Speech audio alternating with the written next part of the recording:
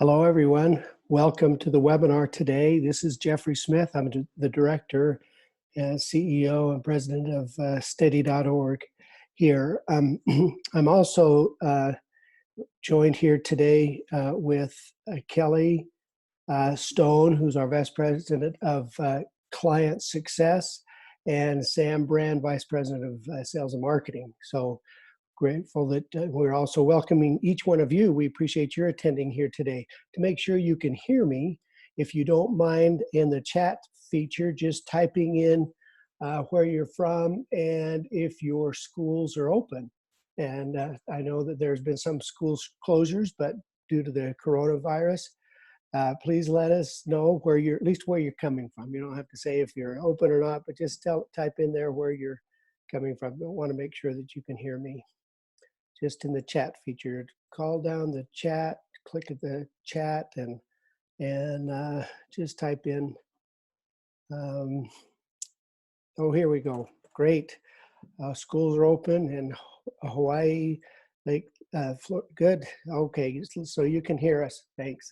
That's my way of knowing that the word's getting out. So great. And I hope everybody's doing well. And amidst all this, in fact, we might have another webinar first part of the week on the coronavirus and what school districts are doing, especially as we talked with HR offices. And so we might do something about that, and we invite you to comment and tell us what's going on. But we're glad you're attending here today, and we'll get right through this and cover some ground. And if you have any questions, there's a Q&A section. Please post any questions that you have in there, and Sam and Kelly will jump in and either post the answer or participate as well. So as we go through. So the title is Don't Raise Pay, and I want you to know that we love substitute teachers, and everything we do is to support them, and we focus on how do we make their lives better. So by saying that we don't want you to raise pay, that seems like we don't appreciate and want to compensate our substitutes as best as we can. We would love to see the salaries and the pay rates of substitutes increase significantly, and help them out so they stay longer and so forth. But we know that that's difficult. What we don't want to do is do what many districts are doing, and where they're just raising pay and it's not having an effect. And so we say, don't raise pay unless you do some things first. And so that's what we're going to talk about here today. So for districts, today I'm going to talk a little bit from results that we've had from a survey that we do every spring. We're about ready to launch this survey. We launch it after March 15th, and so that's why we don't have 2020 surveys results. We have spring 2019. So I'll be referring to some of these things that we picked up last year, and next week we'll send out the invitations to participate this year. And if you want to, we do share the results with those participating districts who participate in it, and so you can see your district compared with the national districts. So that's what's happening. In this survey, we wanted to survey what substitute teacher pay ranges were, and we divided in between rural districts, suburban, and urban districts. And you can see the range there. There's quite a bit of range and overlapping, but it tends to be pretty much around that that we have found, and this has been pretty consistent year after year after year. We did, in this last survey, we did say it found that 23.5%, almost a quarter of all districts responding, say that they had increased their pay over the year. And so, yeah, pay raises are increasing, which is a good thing. And but what we have found is often districts will say, we need to attract more substitute teachers, we're going to raise pay. $5 a day or something to that effect. And what they have found that when they just put it out there, we're raising pay, the number of applicants coming in has not met their expectations, meaning that they were expecting a lot more. And so by just raising pay, and here we've said, or just lowering requirements, whether it's from a bachelor's degree to a 90 credit hour or 60 credit hour, whatever, just by doing one of those two things have not been effective in attracting the number of substitute teachers. But almost in every program where they've said, we have increased the number of applicants and this is what we've done, it was with pay raise with a training program or lowering requirements with the training program or whatever they were doing, they implemented a training program. And this kind of comes into, we'll talk about it here, when you have a club that anybody can join, and the lowest common denominator is whatever is the requirements to join a club, then you assume everybody in the club has that lowest common denominator. And so there are people out there that are leery when only high school diploma is required and no training, and well, then everybody thinks that that's all I have, and where you have well-educated individuals. And so by offering or requiring a training or requiring certain things, then you're setting the bar and people will want to respond to that. The most common trait, as I mentioned, is a recruiting program is training. And so we can't emphasize that enough, using training as a recruiting tool to attract the number of substitute teachers. Over the years, and this has been very consistent over the 25 years that we've been surveying substitute teachers, the number one reason they want to work is they like working with students. They also like having an interaction with the faculty and staff. Those are the number one and number two reasons why they substitute teach. They like the flexibility, and flexibility and pay tend to flip back and forth, whether it's number three or number four, but they're really close together. And so when we think that they're only in there for pay, whether they're a retired teacher or a non-certified individual who is just substitute teaching, it's not always pay. That doesn't mean that we keep purposely keeping wages low, but it does mean that if that's all we're focused on and think that that's what their reward is, then we miss a lot of opportunities to compensate these individuals. The compensation in ways outside of just the pay.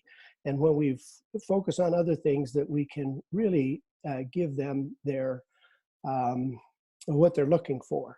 Often they're coming in because they've had a life-changing event, they've moved, they've retired, or that's kind of a catalyst that they might be looking for something else.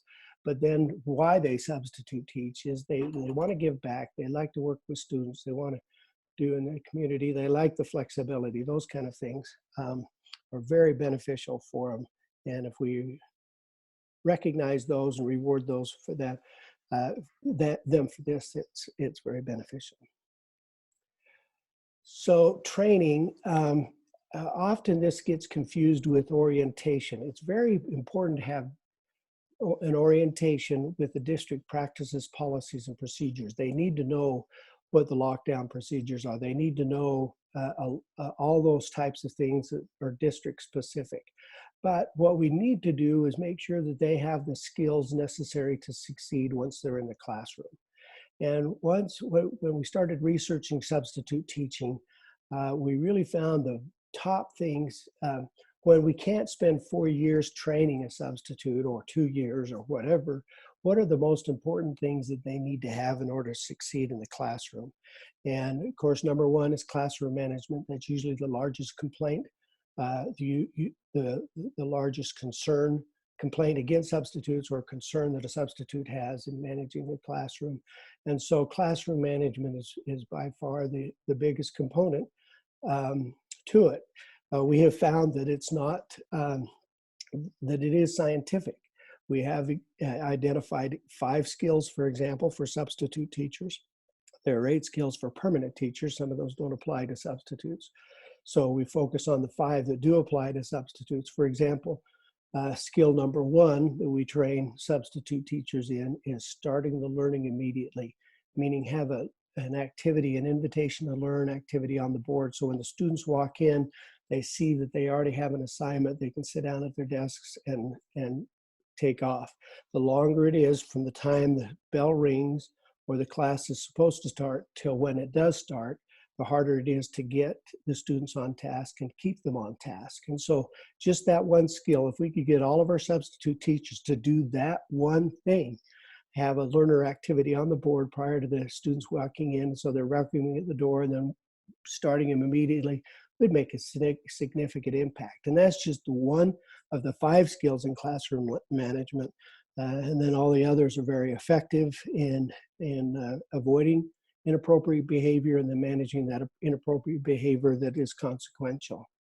Then teaching strategies. Often we want to make sure that when the permanent teacher does leave lesson plans, that the substitute does know how to pick it up and implement it. So we're very cognizant of what's being, the strategies that permanent teachers are using, and we want to make sure the substitute teachers know those kind of strategies. So even if they don't know the materials, what can they do to implement it? And there's a lot of skills that can be done to where the individual in front is a facilitator, not necessarily a lecturer. And that doesn't happen because they're not experienced in the content.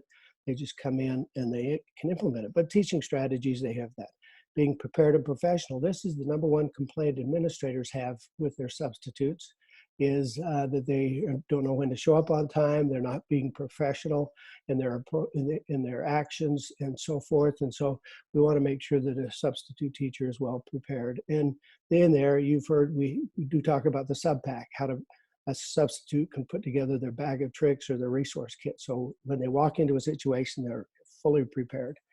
And then working with students with special needs. Often substitute teachers are called into a lot of different scenarios, and we want to make sure that they know how to work with students with special needs, as well as be comfortable in taking on special ed assignments. Often that's one reason that they're not doing it, is because they're not comfortable or they're not familiar. So we want to introduce them to that. And then the appropriate use of fill-in activities. This is when there's 5 minutes before the bell rings. What do? Well, here's what you do. These can be killers for non-prepared educators, even for permanent teachers, but substitutes particularly. So we want to make sure that they have those appropriate fill-in activities and how to develop their own and how to implement their own with that. So those are very specific things, and for the limited amount of time that we might be given to train a substitute, these are the most crucial things that we can train and provide, and we want to make sure that they can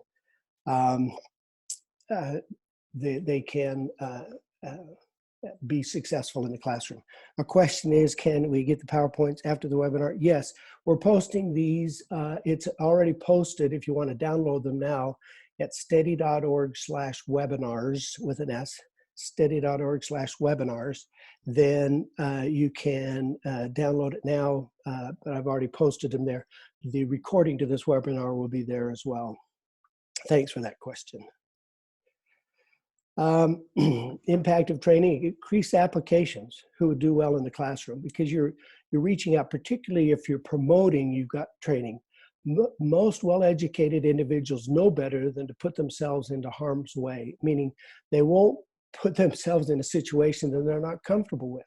So standing in front of a classroom of 25 or 30 might scare them unless they have the skills that they need. And by advertising and saying, hey, you can do this, we've got a training program for you, we'll make sure that you are comfortable even the first day, and you'll have the skills that you need to. And so it's a recruiting tool, not a requirement, not a hurdle, not just to screen people out. It's an enabler, and that's what the training is. It's encouraging, it's enabling, and it gets them the confidence they need, which is the self-efficacy. As you know, self-efficacy is one's perception of their own ability. And of course, we all have high self-efficacy. So we think we can do probably more than we should. But that is what, the higher the self-efficacy, the higher their actual skills and ability are to do whatever the task is. And so by giving them the skills, it does increase their perception of their ability to do so. And particularly once they get in the classroom, this is where it really separates those who have received training and those who don't. Once they get in front of a classroom and they're implementing the skills that they've been taught in the training, then that's where they say, oh, I can do this. And the self-efficacy of those who haven't had training really drop significantly. And so that's important that we give them those tools.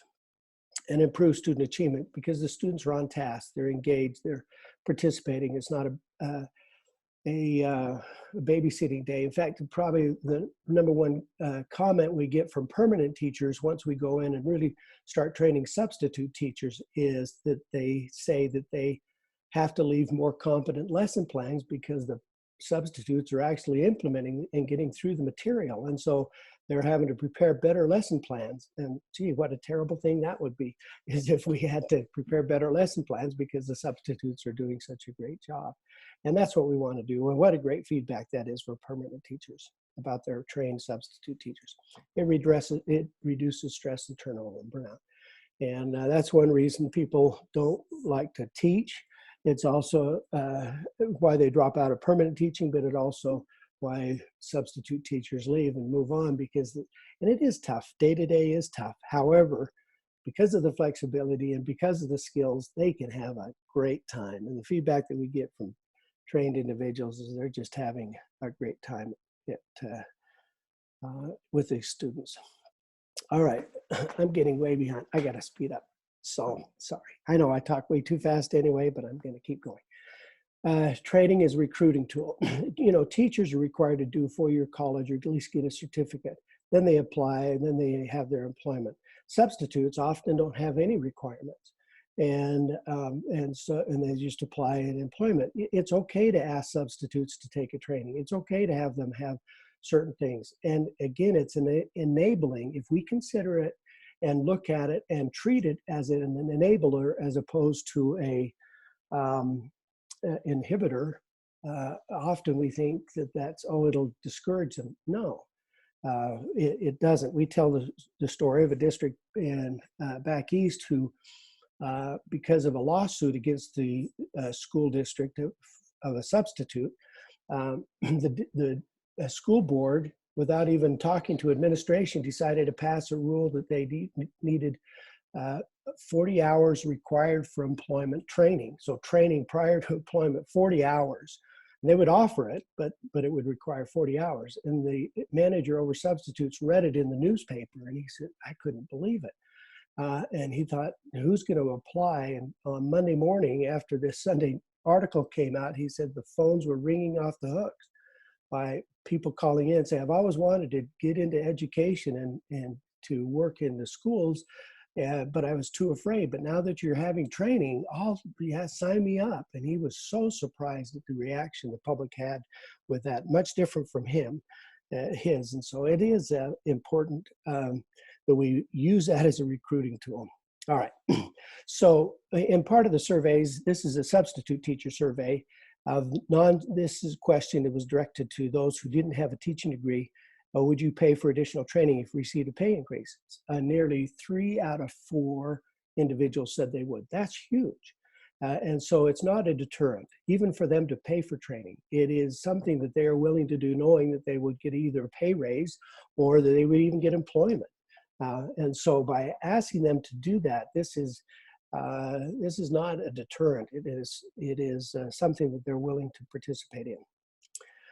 Also in the survey, and I just throw this out to make sure that you understand the needs of your substitutes, but really 30%, almost a third, say that they want to work more, which is interesting until you call them and they probably say, not today. But I know how that is. But if they can, if we can put it out to the community that we're short, we need subs today, and so they know that the need is there, and they have the opportunity to.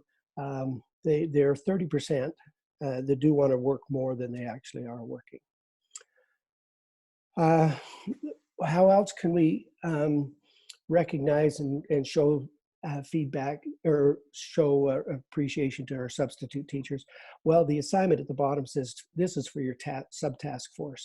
Now, your subtask force, we've talked about this, but this is just not you, but it's a group of yous in the district who have vested interest in substitute teaching, that you're getting together and then you're talking about this. How can we show appreciation? By giving feedback, by welcoming new substitute teachers, by providing tickets to school events. This could be a no-cost reward, but if they sub so many days, they get a pass to the ball games or something. Someone who knows their name, and much, much more. There are a ton of things. This is in our SubSolutions conferences, probably one of the things that we spend a lot of time on is those types of things that we can recognize and give feedback to our substitute teachers. And so, but it's best if it's done on the local level, and you've got in your subtask force someone from representing the substitute, someone representing permanent teachers, someone representing a school site, so a local school secretary or something. And so then you're brainstorming and talking about, okay, how can we make substitutes' lives better? How can we increase the fill rates? How can we recognize them and reward them? And it's amazing what that group, the synergy from that group and what they can come up with. And they're just suggestions, I mean, just idea breakers, and then going on from there to recognize what your subtask force can do. I mentioned the results that we're talking about here from the survey in the spring. Every year we will begins March 15th, which is Sunday, so we'll send out first part of the week an invitation to participate. That's the link right there. This is for managers. This doesn't go to your substitutes. This is for managers and administrators of substitute teachers. So, because we want to hear about the managing and what's happening within a district. Here's some of the results from last year, and it'll be interesting to see what from this year. But 90% of the districts responding say they're still hiring substitutes as of March 15th. I don't know how that's going to reflect today, this year, but as of last year, that was interesting. 27% were hiring only certified, whereas 63% were hiring certified and non-certified substitute teachers. I'm going to go quickly through these. I thought they would be interesting for this group. There might be some ideas here that you come up with that you might look at your district and see what applies there, and how you can make some decisions based on these results here. 42%,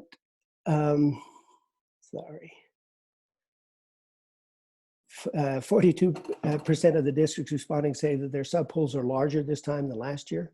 So that's interesting that they are larger. We have found that even though they might be larger, they're not working as often as they used to a number of years ago, and that's a little frustrating. So setting expectations when they're hired or making a requirement, they work so many days a month or whatever is, again, raising standards is not a bad thing. 51% of the districts responding say that they will be hiring the same number of substitutes in the fall as they did last year. In 2015, only 27% said they were hiring the same, which was interesting. So they're still recruiting quite a bit now than they were in 2015.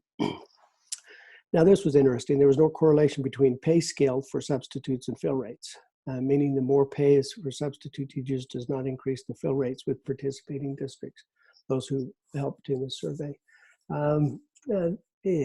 Yeah, I don't know what to say about that other than that was interesting. So there's other things playing besides having higher pay. And there's a lot of dynamics going on between different districts, an urban district as opposed to a suburban district. This was interesting. So the relationship between teacher absenteeism and fill rates. Now I find these things fascinating. So I'm sorry if it's not as interesting as it is to me. So, but thanks for listening. So the fill rate, so the absenteeism rate, if it's less than 6%, so it's less than 5.9% on that top row. Last year it was 45% of the districts responding had a teacher absenteeism rate that was less than 6%. In 2010, 54% had a low absenteeism rate. And so it's dropped from 2010 to 2019. Now, if we drop down to the fill rates that had greater than 96% fill rate, in 2010, it was 72%, and then it dropped to 42%. So that teacher absenteeism dropped by 10 points from 2010 to 2019, but look, it was 30% between 2010, 2019. Huge indication, correlation between those two. And so one thing we can talk about is your subtask force, how to encourage teacher attendance.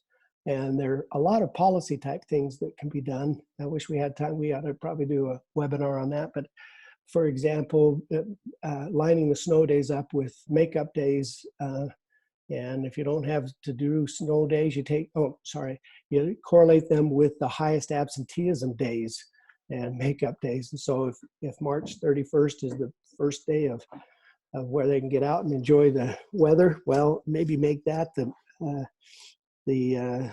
because that's the highest teacher absenteeism for the whole year. We'll make that the snow makeup day. And many years, you might not have to take it, let everybody off. Those kind of things can be done with that. So I'm just going to go on from here because I still have a lot more to go. I'm sorry. So 56% of the districts responding said that they lack classroom control was the last complaint they received. So we ask in the survey, what was your last complaint that you received about a substitute? That helps us because it's a specific event, and it's opposed to saying what is your most complaints you get. We just ask what was your last one. But 56% said it was classroom management. Didn't follow the lesson plan, and then misconduct. It was interesting, in 2015, it was 45%, in 2010, it was 42%. So that it's gone up over the years from 42% to 56% since 2010. 23.5% of the districts say this complaint, meaning classroom management, is higher this year than last year. The states participating, just so you can see, it was from all over. Now, this was a fascinating statistic that we found. Let me explain this. Linear regression is the line going from the left to the upper right. So what you try to do is find a formula based on all those dots, and we ask what size, how many students you have in your district and how many substitutes. So we plotted that. And so based on this plot, this regression line, and it's the second. So what it says is for every 1,000 students, 25 subs are needed, and that's the times by 0.0247. So it's actually, here's the formula, 0.0247 times the student population plus 10.2 substitutes gives you the number of substitutes per student in your district. So a 10,000 student district, a district that has 10,000 students, times 0.0247 would be 247 plus 10, so 257 would be approximate number, if that makes any sense. And but that's what was happening, but it was highly correlated, which was very fascinating. So there's the formula. 25 subs per 1,000 students is probably the easiest way. Plus 10 doesn't matter on really large district, but smaller ones it may. So if you had 0 students, you'd still need 10 substitutes. I know it doesn't work at 0, but other than that, it's pretty accurate based on the data. Another one was there was no correlation, as I mentioned, between the number of substitutes per teachers per fill rate. So, which was fascinating. We couldn't draw any conclusions based on that. The number of subs per students in fill. Oh, didn't I just do that? So, anyway, what we have here, these are the two things for surveys that are going on. The first one is for what we talked about, this spring managing substitute teacher survey. And we invite you to participate in that. I'll send you a link inviting you to participate in that, and that's a good one. The other survey is for the substitute teachers. Now with substitutes, what we have coming up, we want to remind you of SubWeek. It's the first full week in May, so this year it's May 4th through the 8th. And if you look at steady.org/subweek, there are some things for your district to download and to look at to really recognize your substitutes. Some of you have attended our webinar before about SubWeek, but just as a reminder, it's still coming up. There's still time to prepare for that because the more you can do this, you keep more over the summer too, and it really shows appreciation to your substitutes. Part of that is the giveaway that we do every year, and we invite you to invite your substitutes to participate in that at steady.org/giveaway. And so they just enter their name and email address and the district, and then we choose winners. The top prize this year will be an Apple Watch again. There's a number of other prizes that are given away, and it's kind of fun. You just invite your substitutes to do that. Now, we do take their email address. They will then be part of the suggestions newsletter that Jessica puts out. So they'll get tips and suggestions on substitute teaching, but that's all that they will get by signing up. And we just keep that internally, but that's what they have there, that SubWeek with that. So let's go back. Don't raise pay just to raise pay. Tie it with something. So if you say, we'll raise pay for those who completed training, you're getting something in return. You're getting a better substitute. They're willing. Remember, three out of 4 said that they would be willing to do that. That doesn't mean that the 4th will drop off. They'll do it. And after the fact, they'll be glad that they did, but they'll get the pay raise and they'll be a better substitute.